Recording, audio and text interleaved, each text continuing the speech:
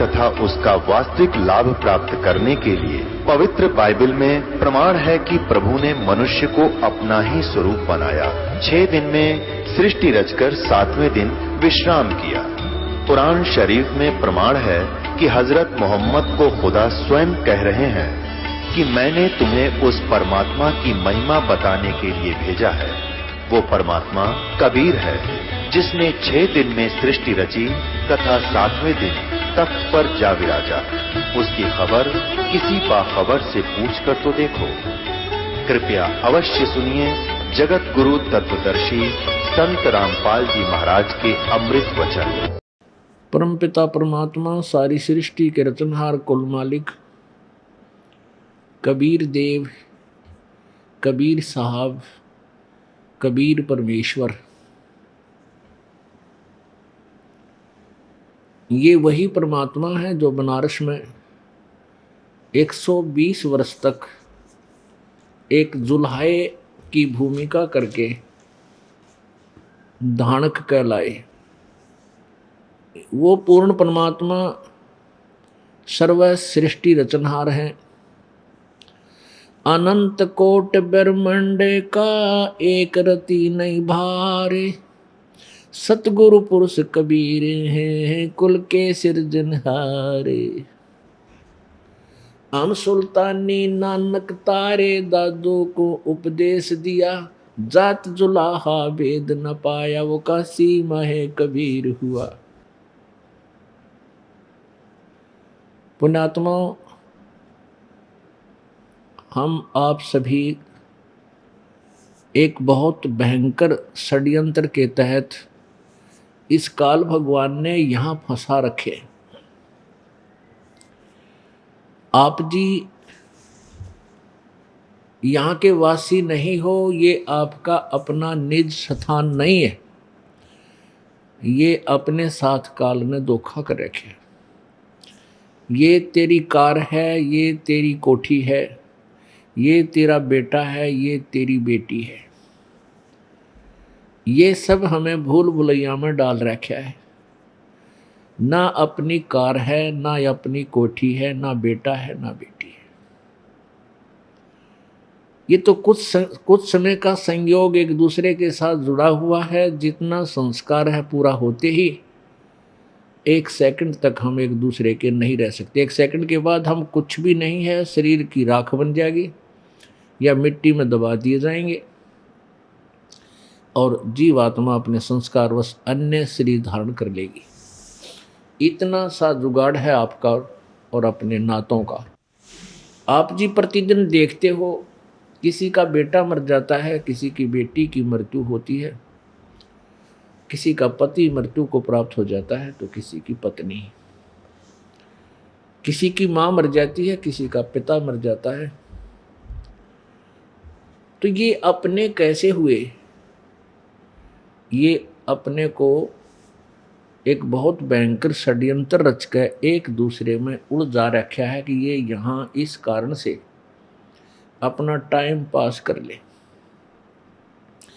और मनुष्य शरीर पूरा होते ही फिर ये कहीं बाढ़ न जाओ। इस काल को चिंता है कि मनुष्य जीवन में ये परमात्मा प्राप्ति कर सकता है और वो परमेश्वर स्वयं भी आता है या अपने संत भेजता है और उस मनुष्य जीवन के दौरान ही वो हमें अपने निज ज्ञान के बारे में परमात्मा समझा सकते हैं।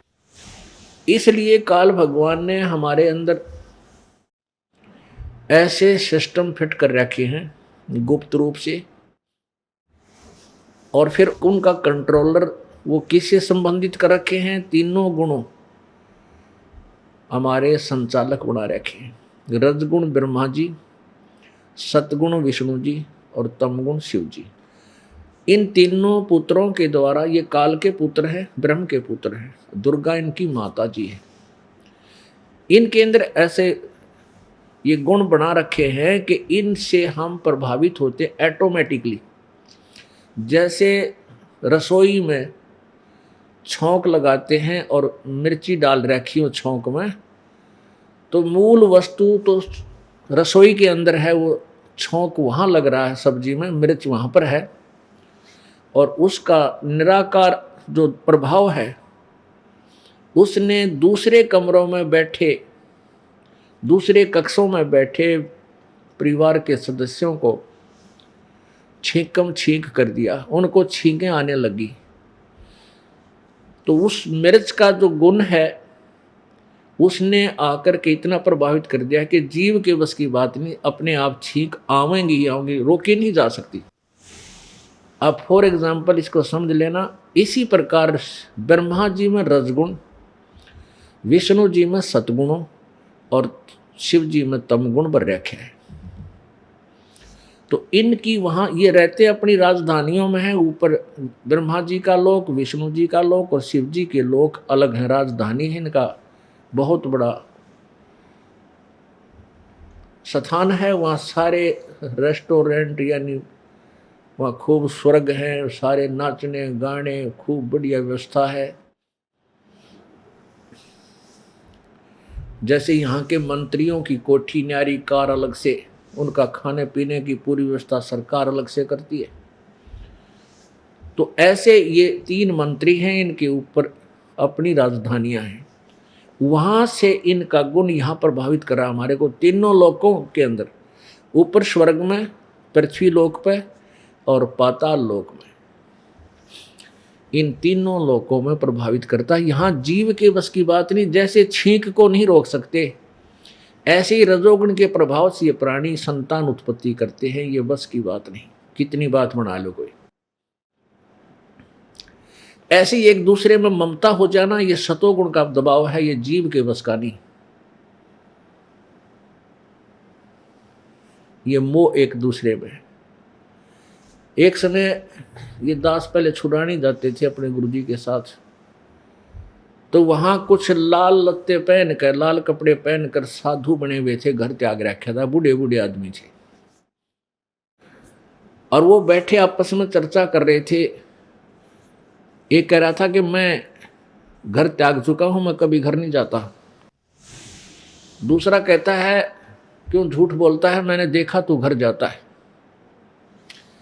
वो चुप हो गया। तीसरा कहता है भाई कुछ भी कहे, बच्चे तो याद आते ही हैं। चौथा कहता है कि भाई एक बात तो हो जा, यदि घर वाले बच्चे हमारी पिटाई कर देना, फिर हमारा जाना छूट जावे घर में, फिर ममता ना रहे उनमें। उन्हीं में से एक कहने लगा मेरे साथ वो काम भी हो लिया, अर्थात मेरी पिटाई भी हो ली, ममता फिर भी ना हटती मत, बड़कन में गड़ भी लिया। तो पुण्यात्माओं यहाँ अब देख रहे आजकल ये कितना जुल्म हो गया। बच्चे माँ ने कुटे और बाबू ने कुटे, पिताजी ने गड़े, ऐसा जुल्म हो गया। हे भगवान, क्योंकि हम भगवान के भी दान से परिचित नहीं रहे। माता जी को के ऊपर हाथ उठा देना, हाथ कट जाए जैसे सुथरा समय होता है। माँ की ममता को, माँ के प्यार को और माँ के दुलार को एक बार विचार करके देख ले, इंसान कलजा बैठ जाए। गर्भ के अंदर माँ पालती है उस नालायक को, और फिर जन्म होते ही कितने सीने से लगा कर रखती है, दूध पिलाती है, टट्टी पेट पर कर दे, पेशाब कर दे, कति काली नहीं मानती, कभी नाराज नहीं होती, खुश होती है। और सर्दी के मौसम में बेटा या बेटी छोटी सी होती है, माँ के पास सो रही होती है और पेशाब कर देती हैं, टट्टी कर देती हैं।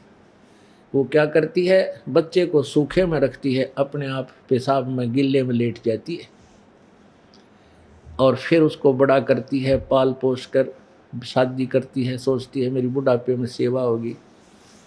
और ये कलयुगी बेटे बुढ़ापे में गड़न लाग जन्म समान है, तो क्या ये संसार सुखी हो सकेगा? पुण्यात्मा, हमारा भगवान से डर कति निकल गया। हम परमात्मा के भी दान से अपरिचित हो गए, इसलिए जुल्म होने लग गए। दास का उद्देश्य यही है कि एक बार मानव समाज को भगवान का संविधान समझा दूं। और फिर बुद्धिमान समाज है, आसानी से समझ जाएगा। और फिर देखना, किसी को गलत शब्द बोलते समय भी दो बार सोचना पड़ेगा, कभी इसकी आत्मा ना दुख जाए, इसकी आत्मा को ठेस ना पहुंचे और भगवान मुझे सजा ना दे दे। अब तो हम डर नहीं रहे। अनजान बच्चे हैं, छोटे बच्चे सर्प की पूंछ पकड़ देते हैं और वो डस देता है। जब वो मैच्योर हो जाते हैं, सियाने हो जाते हैं, फिर सर्प के नाम से ही दूर से डर जाते हैं। दूर सर्प दिखाई दे जा भाग जाएंगे, औरों को भी कहेंगे भागो भागो, सर्प है, सामने सर्प है। तो पुण्यात्माओं, ये जो पाप कर्म हम करते हैं ये सर्प समझ लेना। और अब हम सहर्ष गले लगा रहे हैं, फिर बेशक मर जावे, कितना दुख उठा ले, हमें डर नहीं। डर होगा उसके गुण अवगुण से परिचित होने पर। तो इस काल भगवान ने हमारे को एक दूसरे में ममता से जकड़ रखा है। और तीसरे तमगुण भगवान शिव जी के गुण से एक ऐसे झगड़े हो जाते हैं, एक दूसरे को मार काट डालते हैं, गोली मार देते हैं, बुरा हाल कर देते हैं। तो इस काल भगवान ने हमें यहाँ ऐसी सुनियोजित योजना के तहत यहाँ पर रोक रखा है। इसको बताने के लिए परमेश्वर प्रकट होते हैं। इस काल भगवान ब्रह्म ने पूरे विश्व में परमात्मा के विषय में ABC भी नहीं बता रखी। ABC क ख भी नहीं बता रखा अभी तक। भगवान कैसा होता है, क्या करता है, उसकी कैसी साधना है जिससे हमें सुख मिला है। पुण्यात्माओं, ये मजहब धर्म क्यों बने? ये धर्म ऐसे बने कि जैसे पहले कोई धर्म बना, धर्म बनता है धार्मिकता के आधार पर। यानी कोई पुण्यात्मा आते हैं, कोई महान आत्मा आते हैं और वो परमात्मा की शक्ति से कुछ ओत प्रोत होते हैं और वो भगवान से डरने वाले होते हैं। कुछ व्यक्तियों को वो ज्ञान देते हैं, भाई ये पाप ना करो, ऐसा मत करो, तुम्हें सुख होगा। अब पुण्यात्माओं, ये काल भगवान भी अपने नुमाइंदे भेजता है, अपने प्रतिनिधि भेजता है और वो इस पूरे समाज को एक अलग से दिशा दे देते हैं। वो जो आता है व्यक्ति, वो कुछ शक्ति युक्त होता है, उसकी शब्द में शक्ति होती है, जिस कारण से कुछ जन समूह उसकी बातों पर विश्वास करके उसके साथ लग जाता है। उसके वचन से कुछ एक व्यक्तियों को लाभ हो जाता है। वो अपनी पॉकेट से, अपनी जेब से, अपनी कमाई से उनको सुख दे देता है। तो फिर कुछ जनसमूह उस व्यक्ति का अनुयायी बन जाता है। उसको फिर अलग से कुछ नाम दे देता है, अन्य समाज। अब जैसे हिंदू समाज बना, ये आदि शंकराचार्य जी जो थे, ये भगवान शिव के द्वारा भेजा गया एक गण था और उसने यहाँ जन्म लिया एक माता से और 8 वर्ष की आयु में उपदेश ले लिया और 32 वर्ष की आयु में उसकी मृत्यु भी हो ली। और इस दौरान 24 वर्ष के अपने प्रचार प्रसार में बहुत घने जन समूह को एक अलग से समाज बना दिया, क्योंकि उनकी वचन में शक्ति थी। कुछ एक को लाभ हुआ बहुत, उसने नारे नारे कई ग्रंथ भी लिख दिए, कई सैकड़ों की संख्या में, और वो ग्रंथ सारे वेदों के विपरीत है। तो उससे एक समाज बन गया नारा है और इनको हिंदू कहने लगे। इसी प्रकार अब हम धर्म के आधार से तो अलग हुए अन्य से। इसी प्रकार ईसाई धर्म बना, फिर ईसाई धर्म से मुसलमान धर्म बना, क्योंकि ईसा मसीह जी इस काल भगवान यानी विष्णु जी से के भेजे हुए थे, विष्णु जी के अवतार थे वो, और उनमें कुछ शब्द शक्ति थी अपने पुण्य कर्म के कारण। काफी लोग उनके अनुयायी हुए, उनके वचनों से प्रभावित हुए। लेकिन उस अन्य समाज ने, जो अन्य जो गुरुजी थे, वो भ्रमित कर रहे थे समाज को, उन्होंने द्वेष हो गया ईसा मसीह जी तक, और ईसा मसीह जी के विषय में ऊट पटांग बातें बनाकर पूरे समाज को विरोधी बनाकर उनको क्रश करवा दिया। लेकिन फिर भी ईसा जी के उस अलग बने हुए समाज का आज कितना प्रतिफल है कि बहुत ज़्यादा ईसाई आज उस ईसा जी के अनुयायी बन गए, उनको ईसाई कहने लग गए, यानी अलग से भक्ति के लिए वो समाज बना। ऐसे ही ईसाई समाज से ही मुसलमान समाज बन गया। हजरत मोहम्मद जी आए जो इस काल के द्वारा भेजे हुए थे, शिव जी के गण थे, शिव जी के लोग से आए थे। परमेश्वर की उस सच्चिदानंद घन की वाणी में लिखा है कि वही मोहम्मद, वही महादेव, वही आदम, वो ब्रह्मा, और कह कबीर दूसरा को नहीं, देख अपने घर में। वही मोहम्मद, महादेव, और वो आदम, वो ब्रह्मा, और कह कबीर दूसरा कोई नहीं, देख अपने घर में। कि यदि आपकी दिव्य दृष्टि काम करती हो तो अपने शरीर में देख। जो विष्णु जी का चैनल है, कमल है, उसमें जा। ब्रह्मा जी का कमल है दूसरे नंबर का, उसमें पहुंच, उसमें देख दिव्य दृष्टि लाकर। क्योंकि आदम जी ब्रह्मा जी के लोक से आई हुई पुण्यात्मा थी और मोहम्मद जी महादेव यानी भगवान शिव के लोक से आई हुई पुण्यात्मा थी।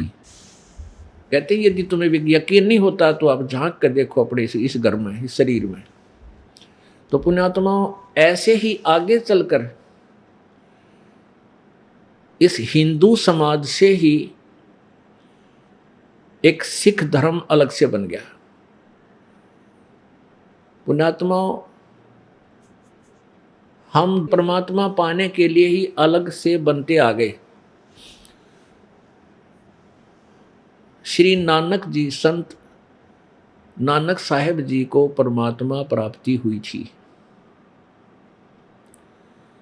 और उन्होंने कोई समाज नहीं बनाया था कि केवल शिष्य बनाए थे, शिष्य। जैसे ये दास कोई धर्म अलग से नहीं बना रहा, लेकिन शिष्य बना रहा हूँ, शिष्य।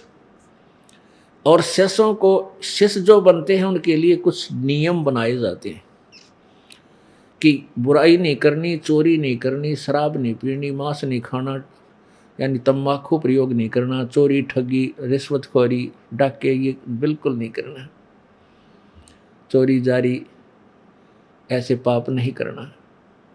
यदि ऐसा स्वीकार्य है तो आप उपदेश ले सकते हो, अन्यथा नहीं। तो ये अलग से कोई धर्म नहीं बनाया, हमने धार्मिकता का उत्थान किया। अब जैसे राधा स्वामी पंथ कई करोड़ों की संख्या में अनुयायी हैं, उन्होंने कोई धर्म नहीं बनाया अलग से, यानी धार्मिकता को उभारने के लिए उन्होंने एक अलग से, एक संत जी ने जैसा उनको ज्ञान था, वो पिछले कुछ पुण्य थे उनके, अपने पिछले पुण्यों के प्रभाव से काफ़ी व्यक्तियों को प्रभावित किया और वो उनके साथ अनुयायी बन गए। तो उन्होंने कोई धर्म नहीं बनाया। उसी राधा स्वामी पंथ से ये सच्चा सौदा सिरसा वाला अलग से एक ब्रांच बन गई। तो वो सिरसा वाला जो सच्चा सौदा, ये कोई धर्म नहीं है वर्तमान में, एक संत के अनुयायी हैं, शिष्य। और आने वाले 200 से 400 साल, वैसे तो अब तय रांदे कट जाएगी, इसकी टंटा मिट जाएगा, ज्ञान इतना उत्थान हो जाएगा कि ये अब मुरझा जाएंगे। इनकी जड़ दिखा दी इन सब की दास ने, परमात्मा को इनकी जड़ दिखा दी जनता को।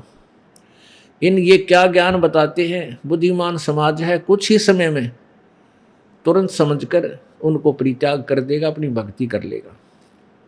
अन्यथा ऐसे ही अंधेरा चलता रहता तो 100, 200, 400 वर्ष के बाद धन धन सतगुरु एक धर्म बन जाता और राधा स्वामी एक और न्यारा धर्म का लटकट जाता। तो ये आपस में हम डिवाइड होते चले गए धार्मिकता के आधार पर, लेकिन वो यथार्थ मार्ग हमें अभी तक मिला नहीं, इसलिए हम आगे से आगे बढ़ते चले गए। अब समय आ गया है वापस एक होने का, इकट्ठे होने का समय आ गया है। बुद्धिमान समाज है। हमारे जो सदग्रंथ हैं वो हमारे पास विद्वान है। पवित्र चारों वेद, पवित्र श्रीमद् भगवत गीता जी, पवित्र पुराण, ये किसी धर्म विशेष के शास्त्र नहीं है। ये लिपिबद्ध किए गए, उसमें कोई धर्म नहीं था, ना हिंदू थे, ना मुसलमान, ना सिख, ना ईसाई। लेकिन वर्तमान में इन सदग्रंथों को हिंदुओं के ग्रंथ माने जाता है। ये सदग्रंथ जो ज्ञान देते हैं, उन्हीं से मिलता जुलता ज्ञान पवित्र कुरान शरीफ में है, और उन्हीं से मिलता जुलता ज्ञान पवित्र बाइबल में है, और उन्हीं से मिलता जुलता ज्ञान पवित्र गुरु ग्रंथ साहिब के अंदर है। लेकिन जो गुरु ग्रंथ साहिब के अंदर पहला महला की वाणी यानी गुरु नानक देव जी की जो वाणी है, वो 100% सत्य है, और वो 5वें वेद से भी मिलती है। तो पुण्यात्माओं, हम अपने अपने सदग्रंथों को फिर देखेंगे,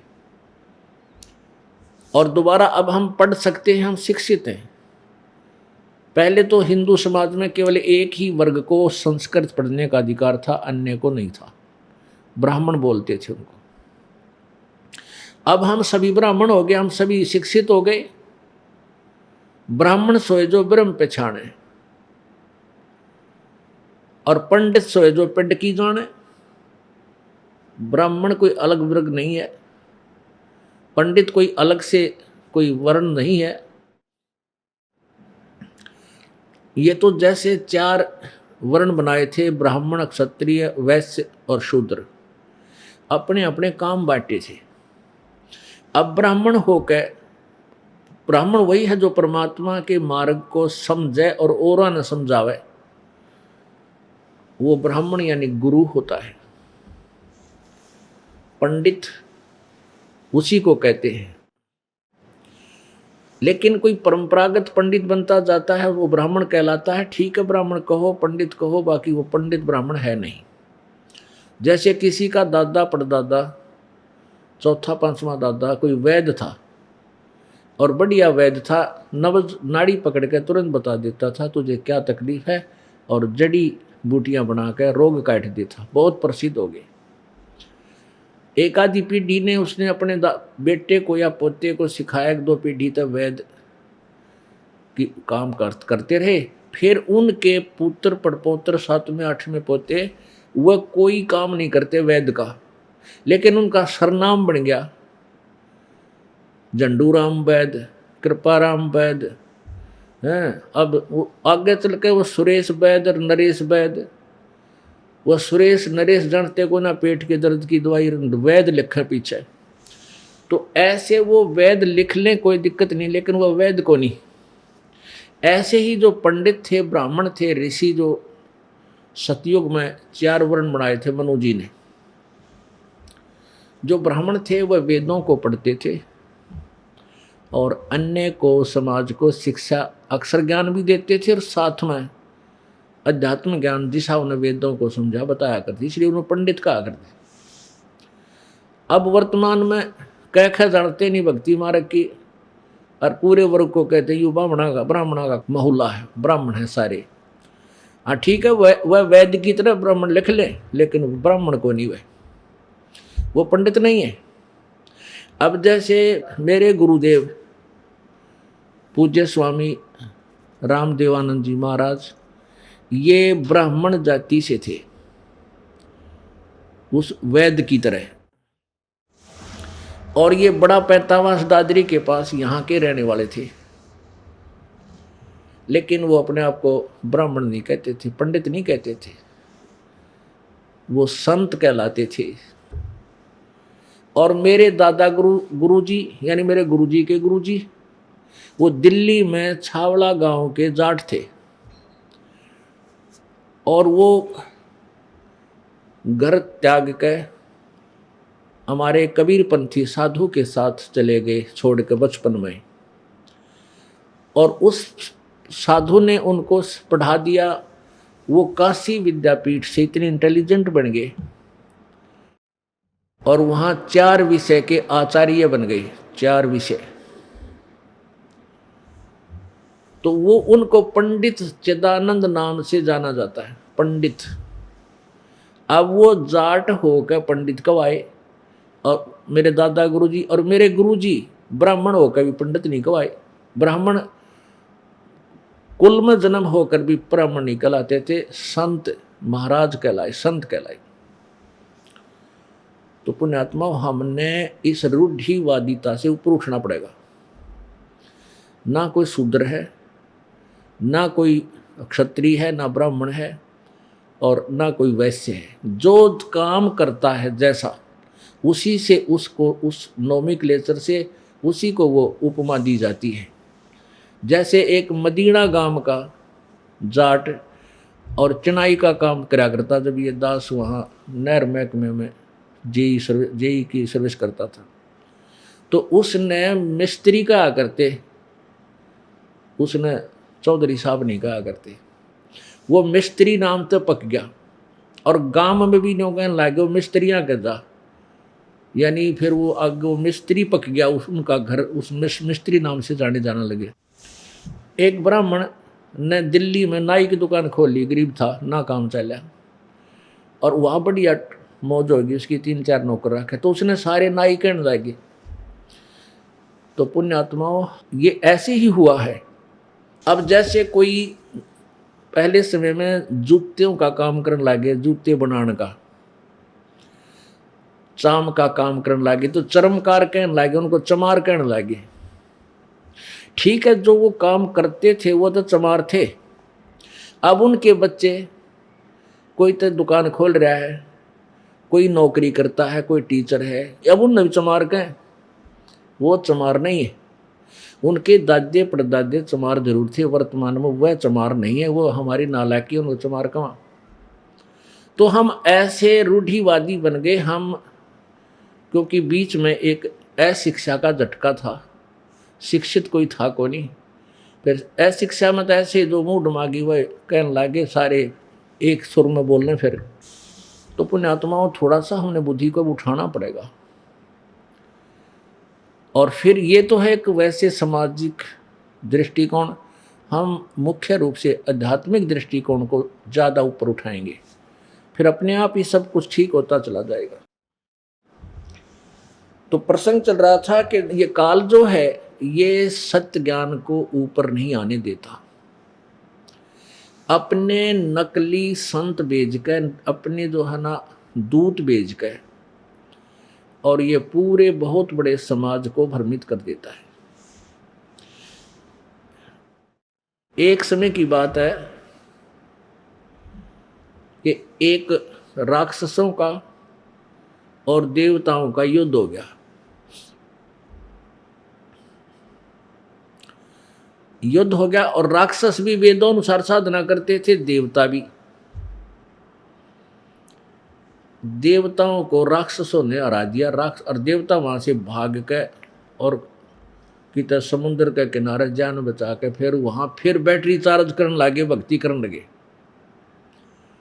भक्ति करी, स्तुति करी, हे विष्णु भगवान, हे परमात्मा हमारी रक्षा करो, हमें राक्षसों ने सता दिया। तो कहते जब उन्हें घने दिन स्तुति करते हो गए, जब विष्णु भगवान प्रकट हुए तो उसने कहा,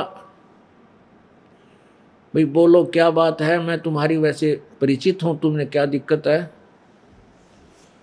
तो उन देवताओं ने कहा, भगवान ऐसे ऐसे हम राक्षसों ने हमें हरा दिया। तो भगवान विष्णु रूप में वो काल था, वो ऐसे ही आता है। उसने कहा, भाई बात सुनो कि वो राक्षस भी वेदों अनुसार साधना करते हैं, जंतर मंत्र जो सिद्धि प्राप्त करते हैं वेदों के मंत्रों से ही कर रहे हैं, और तुम भी। लेकिन वो कैसे हारेंगे कि मैं एक अपना दूत भेजूंगा। एक माया मोह नाम का उसने एक व्यक्ति उत्पन्न कर दिया वचन तय, और इसको मैं भेजूंगा राक्षसों के पास, इसको मैंने शब्द शक्ति दे दी, और ये उन राक्षसों को उस वेद ज्ञान से हटा देगा। अपने चतुरता के कारण उनकी वेदों वाली साधना छुड़वा के और मनमान्य आचरण पर फिट कर देगा और फिर तुम लड़ाई करियो, तुम जीत जाओगे। ऐसा ही हुआ, ये विष्णु पुराण में लिखा है। तो पुण्यात्माओं, यो काल न्यू जाल फैला रहा है। अब इसने ये ऋषि दयानंद जो था, यो अपना दूध बेच रखा था काल ने। अब ये कितना प्रसिद्ध हो गया, क्योंकि काल सब में बोला है, किसी ने डिस्टर्ब होने ना देता। जो अपने दूता के अनुयायी हैं सब में एक जैसी सुर में सुर मिलवाता रहता। हाँ बिल्कुल सही। अब इस दयानंद सरस्वती में जकित महर्षि का एक भी गुण पा जा तो मैं संतपना छोड़ दूंगा, और मैं इसने सिर पर रखता जाए महर्षि के गुण होते थे। पता मेरा कोई जाति दुश्मन ना, मेरे कोई इसमें कोई बाधा इसने करी, लेकिन ये ज्ञान को नहीं भक्ति का इसका एक भी सत्यार प्रकाश कति नकली ज्ञान है, वो टोटली वेद विरुद्ध और समाज में अप्लीकेबल कर पढ़न जोगा भी को ना, मानना तो बहुत दूर की बात है। और आज तक इसकी महिमा का बोलबाला हे भगवान किससे बच्चे बच्चे में सुन रहे। महर्षि पढ़ा था, वो तो भाई बड़ा विद्वान पुरुष था। मेरा सगा मामा double MA in English, MA in Sanskrit. और जब इस दास ने परमात्मा की आज्ञा मानकर यह सत्संग शुरू किए तो क्रोथा आश्रम बनाया था, साल भर होया होगा। मेरी माँ बीमार होगी, मेरे साथ ही रहते माता पिता, तो उनको पता लगा तो वो मिलन खातिर आ गए। तो आगे बैठे बातचीत हुई, मैंने उनसे कहा कि ऐसे ऐसे सत्यार प्रकाश में महर्षि दयानंद जी ने बहुत ही गलत ज्ञान प्रचार लिखा हुआ है और ये वेदों के ज्ञाता नहीं थे। तो मेरे मामा जी कहे रो की बात कहे, भाई तो बड़े महान विद्वान थे, क्या बात कह रहे हो। एक नहीं सुनी, उठ कर चल पड़ा। हमने प्रमाण दिखाने की चेष्टा की, देखा भाई आँखें देख ना, भाई तो बड़े विद्वान पुरुष थे। यानी उसकी स्तुति इतनी बोल रही है महर्षि दयानंद की कि संस्कृत का एमए व्यक्ति भी उनके द्वारा किए गए अनुवाद से वो कति बैठा रहा है। नो ना भी बढ़िया, इसके सब अनुवाद कोई कर नहीं सकता, ये तो समाधि ला के वेदों के मंत्रों के अर्थ ढूंढा करता है। तो अपनी विद्वता फेल कर देते हैं उनके अनुवाद का आगे। अब और जनसाधारण की तो मैं कहूँ कि क्यों मानने का जो एक एमए संस्कृत का व्यक्ति और उसके गलत अनुवाद को ठीक मान रहा है, क्योंकि उसकी सुनी सुनाई में बात है, वो इतना फ्यूज हो गया। और ऐसे इस कागजी शेर के लिए मन ने सिर फुटवाना पड़ गया। इस दास की ड्यूटी लाजी परमात्मा ने, अरियुद्ध कति थोथला करके धर दिया। इसकी तो धोती सी धोती दयानंद की है, इसका नाम लेने से भी नफरत कराया करेंगे लोग, आगे आने वाले स्वयं देख लेना। मेरा उद्देश्य यही है कि जो ये नकली अंडी पाक रहे हैं ना, ऋषि महर्षि गुरु, इन सब की पालिश तार दूं ज्ञान से, फिर ये जनता समझ जाएगी ओरिजिनल और डुप्लीकेट को। फिर कौन डुप्लीकेट न चाहोगा, ऐसा बड़ा कोई को नहीं। तो वो समय आ लिया, तकरीबन सबकी पालिश उतर चुकी है। पर देखने वाले जो अभी बोले हैं वो देखना भी नहीं चाहते अपने गुरुजी के बारे में। हमारे गुरुजी के बारे में यू रामपाल कुछ बात कह रहे हैं, निंदा करे, वो तो निंदा। रामपाल इतना बावड़ा नहीं है कि अपने सिर पर बार धरे। इसे घाटे के सौदे ने रामपाल नहीं कर सकता कि किसी की निंदा करके अपने सिर पर बार धरूं, सपने में भी नहीं सोच सकता। हाँ, सच्चाई कहना पुण्य होता है, और वो भी परमेश्वर की ओट में बैठकर कही जा सकती है। परमेश्वर की आड़ में बैठकर ये दास सत्य कह रहा है, और इस सत्य का इतना प्रभाव हुआ है कि लाखों की संख्या में पुण्यात्मा इसको स्वीकार कर चुकी है। तो पुण्यात्मा इस काल ने ऐसे ही जैसे ये श्री शिवदाल जी भेज रखे थे, ये काल का दूत था, और इनको कैख है भी पता नहीं था भक्ति का। पता था इस काल को इतना कि कलयुग में अब ये आ गई थी बिचली पीढ़ी, और इसमें सतलोक की महिमा, अपने निज घर की महिमा का प्रचार होना था। तो उससे पहले काल ने कहा था कि द्वादश पंथ करूं मैं साजा, नाम तुम्हारा ले करूं आवाजा। द्वादश पंथ नाम जो ले ही, वो मेरे मुख आन समोही। और अनेक पंथ में चलाऊं, नाम तुम्हारा ले गुण गाऊं। परमात्मा से वार्ता हुई थी काल की, जब जोगजीत रूप में भगवान आए थे। वो अपने परमात्मा को नहीं पहचान सका काल, ब्रह्म उनको अपना बड़ा भाई जोगजीत समझता था।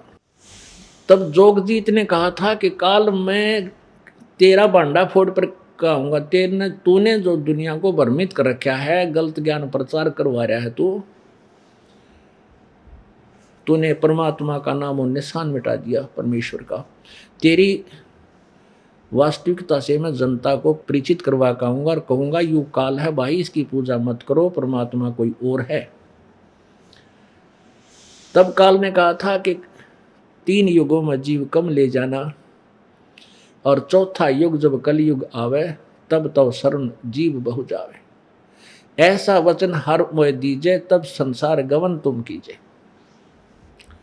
तो जोगजीत रूप में परमात्मा ने इसको ये वरदान दे दिया था, आशीर्वाद दे दिया था कि भाई 3 युगों में जीव थोड़े ले जाऊंगा, और चौथा युग जब कलयुग आवे, तब तो शरण जीव बहु जाओ। इसको पता था कि चौथे युग कलयुग में और ये बिचली पीढ़ी जब शिक्षा प्रारंभ होएगी इस संसार में, परमात्मा आवेंगे और अपने ज्ञान का प्रचार करेंगे। उससे पहले इसने नकली पंथ चला दिए, सतलोक की महिमा गाने वाले। जो राधा स्वामी पंथ है, यो सब तय 1 नंबर का काल प्रेरित है, और दूसरे नंबर पर ये धन धन सतगुरु, ये भी काल के ही पंथ है, और तीसरा ये निरंकारी पंथ, और चौथा ये अंसा देश वाले। ये सभी ना इनका सिर ज्ञान का, ना किते पैर, और आखिर में भगवान को लास्ट में कहते हो निराकार है, प्रकाश ही प्रकाश दिखता है उसका। तो ये काल ने पहले इतना जबरदस्त जो है ना प्रचार करवा दिया, उस नकली दूत भेज गए। अब परमात्मा ने कहा था ठीक है कोई बात नहीं, तू अपनी करना, मैं अपनी करूंगा।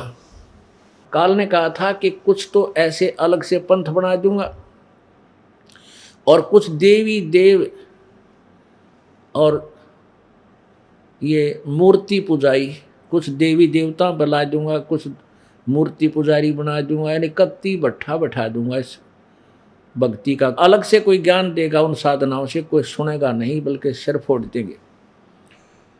तो परमात्मा को ये पता था कि जब मैं आऊँगा या अपना कोई दास भेजूंगा बिचली पीढ़ी में, उस समय क्या होगा कि सभी पंथ अपने अपने ज्ञान का प्रचार डोल के डंके पर कर चुके होंगे, और उनकी द्वारा अनुभव की पुस्तकें पूरे समाज में उनके अनुयायियों में फैल चुकी होगी। तब परमात्मा ने कहा था उस समय मैं अपना दूत भेजूंगा, संदेशवाहक, और वो फिर सदग्रंथों के आधार से उन नकली पंथों के अनुभव की पुस्तकों को और उस ओरिजिनल नोट से तुलनात्मक तरीके से तोल कर दिखा देगा कि ये डुप्लीकेट, इनका अनुभव गलत है, हमारे सदग्रंथ ये बताते हैं। तो वो सभी पुण्यात्मा उस सच्चाई को समझकर और परमात्मा की चरणों में आ जाएंगे, अपना कल्याण करवाएंगे। वो समय अब आ चुका है। अब उस तत्व ज्ञान रूपी सूर्य का अब उदय हो चुका है। जब सूर्य उदय होता है, प्रकाश थोड़ा सा कम होता है, धुंधला होता है, और जब ये शिखर में आएगा फिर सब अंधेरा मिट जाएगा। अंदर कमरा में भी रोशनी बन जाती है, जहाँ अंधेरा वैसे होता है, कक्षों में भी चांदना बन जाता है। तो पुण्यात्माओं, अब ये तत्व ज्ञान रूपी सूर्य पूरे विश्व को रोशनी देगा, और पूरा विश्व में भाईचारा, प्रेम, भगवान से डर, ये हाहाकार जो माया की दौड़ जिसे अंधा होकर इंसान कुछ भी आगा पीछा नहीं देखता, कोई किसी की आत्मा दुखाते हुए भी नहीं डरता, मांस खाते हैं, बुरा हाल हो रहा है, ये सब समाप्त होगा। परमात्मा के पास सारे तरीके होते हैं।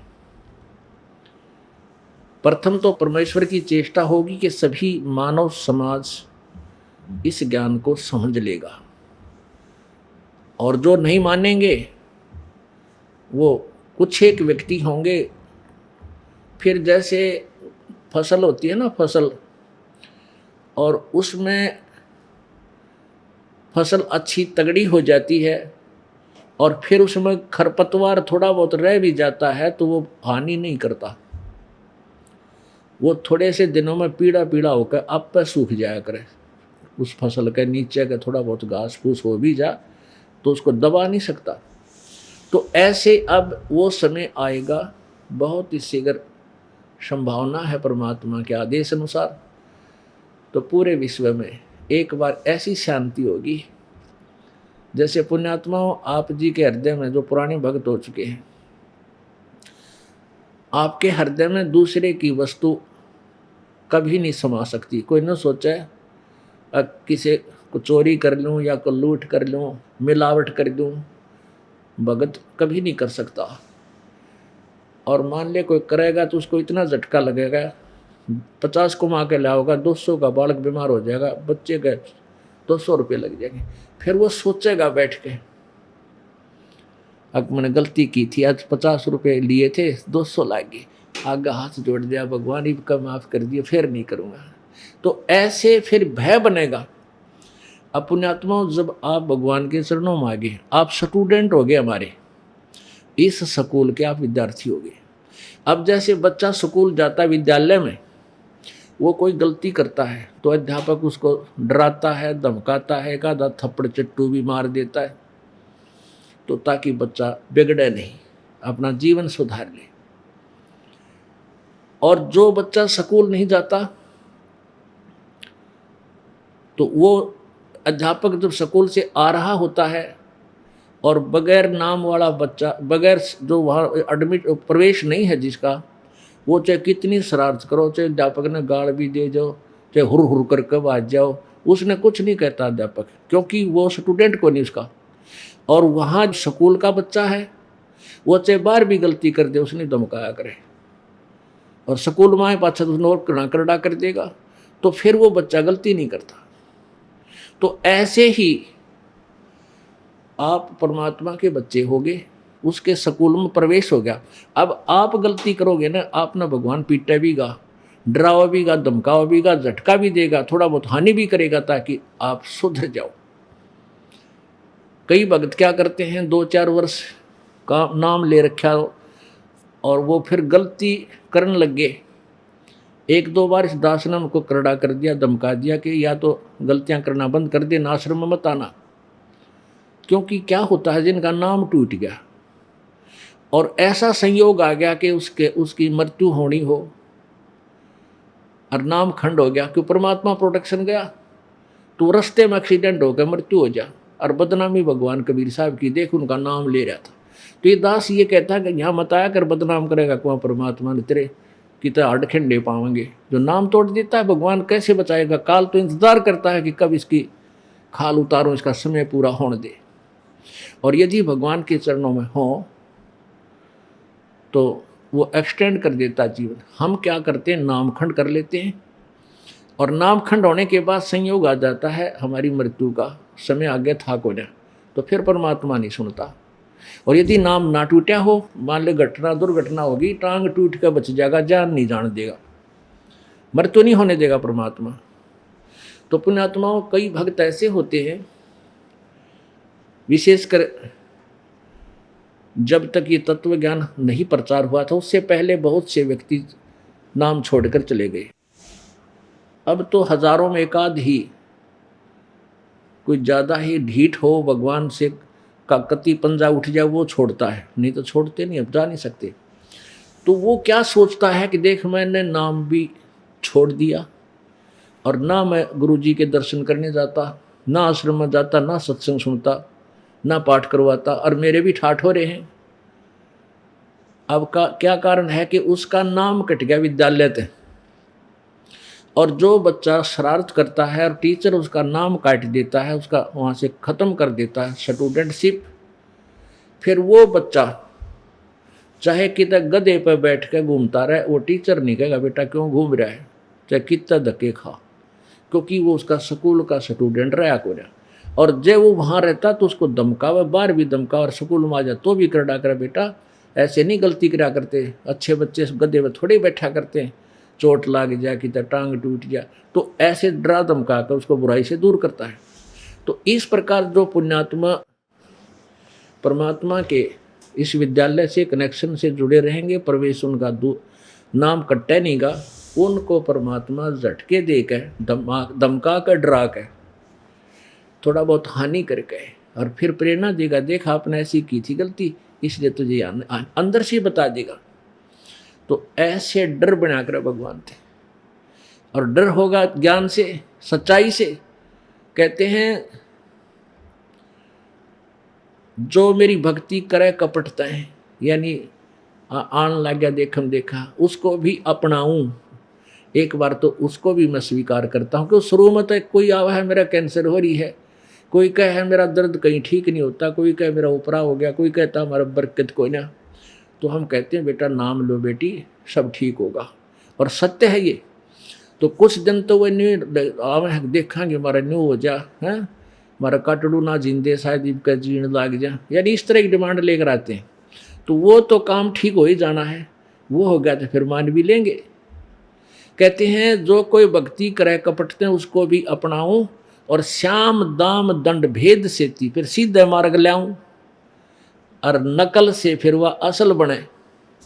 अब लगा था नकली डंगते हैं और उसको वो सच्चा समाधान मिल गया, डरा धमका के श्याम दाम दंड भेद। जैसे श्याम माने प्रेम तय, और दाम लालच दे के लाभ दे दिया परमात्मा, ऐसा लाभ दे दिया आप सोच भी ना सकते, आप सतब्ध रह जाते हो को तरीका इतना फायदा कर दिया भगवान ने। तो फिर यहाँ अट्रैक्शन बनेगा, श्याम दाम दंड, आप गलती कर देते हो तीसरा झटका देगा, हे भगवान आज तो बहुत टोटा हो गया।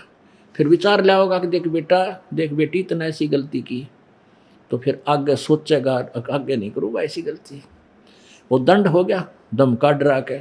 और भेद, भेद ये जैसे ये नकली ज्ञान यो असली ज्ञान, ये असली ये परमात्मा पूर्ण है ये अपूर्ण है, यो भेद दे के कहते हैं उन्हें फिर सीधा मार्ग लाऊं, और नकलते लगे थे तो वह असली बन जाएंगे, फिर वो नकली से लागे थे और असली बन जाएंगे।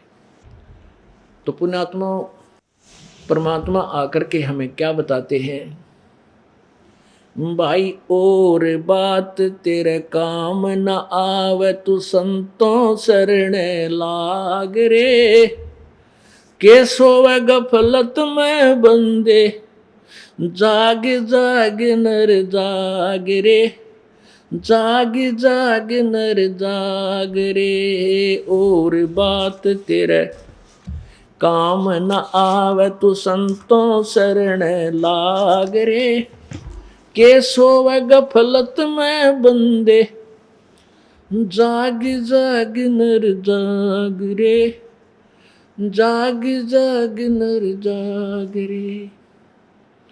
भाई ऊठ सुबेरे भरा तमाखू के जाग्या नर भाग रे, ऊठ सुबेरे उक्का भर लिया के जाग्या नर भाग रे। सुक्रम करया ना कोई करी बंदगी, ये फूटे तेरे बाग रे, फूटे तेरे बाग रे। और बात तेरे काम न आवे संतों शरण लाग रे, के सोवे गफलत में बंदे जाग जाग नर जाग रे, जाग जाग नर जाग रे। भाई तन सराय में जीव मुसाफिर यो करता रहे दिमाग रे, तन सराय में जीव मुसाफिर करता रहे दिमाग रे। रात बसेरा कर ले डेरा चले सवेरा त्याग रे, चले सवेरा त्याग रे। और बात तेरे काम न आवे संतों शरण लाग रे, के सोवे गफलत में बंदे जाग जाग नर जाग रे, जाग जाग नर जाग रे। उमदा चोला बना अनमोला, ये लगे दाग पे दाग रे। उमदा चोला बना अनमोला, लगे दाग पे दाग रे। 2 दिन की गुजरान जगत में, क्यों जले बिरानी आग रे। जले बिरानी आग रे। और बात तेरे काम न आवे तू संतों शरण लाग रे। के सोवा गफलत में बंदे, जाग जाग नर जाग रे, जाग जाग नर जाग रे। भाई कुबद कांचड़ी चढ़री चित पे तू होया मनुष्य नाग रे। कुबद कांचड़ी चढ़री चित पे तू होया मनुष्य नाग रे।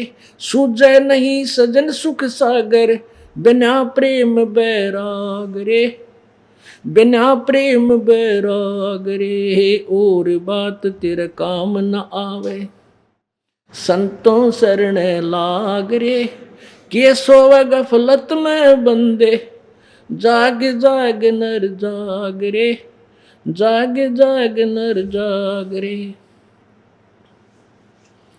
भाई हर सुमरे सो हंस कवावे, ये कमी क्रोधी कागरे। हर सुमरे सो हंस कवावे, कमी क्रोधी कागरे। भौरा न भर में विष के बन में, चल बेगमपुर बागरे, चल बेगमपुर बागरे। और बात तेरे काम न आवे तू संतों शरण लाग रे। के सोवे गफलत में बंदे, जाग जाग नर जाग रे, जाग जाग नर जाग रे। भाई शब्द सैन सतगुरु की पिछाणी, पाया अटल सुहाग रे। शब्द सैन सतगुरु की पिछाणी, पाया अटल सुहाग रे। नितानंद महबूब गुमानी, ये परगट्य पूर्ण बाग रे, परगट्य पूर्ण बाग रे। और बात तेरे काम न आवे, संतों शरण लाग रे। के सोवा गफलत में बंदे, जाग जाग नर जाग रे, जाग जाग नर जाग रे। भाई शब्द सैन सतगुरु की पिछाणी, पाया अटल सुहाग रे। शब्द सैन सतगुरु की पिछाणी, पाया अटल सुहाग रे। नितानंद महबूब गुमानी, ये परगट्य पूर्ण बाग रे, परगट्य पूर्ण बाग रे। और बात तेरे काम न आवे, संतों शरण लाग रे। के सोवे गफलत में बंदे, जाग जाग नर जाग रे, जाग जाग नर जाग रे।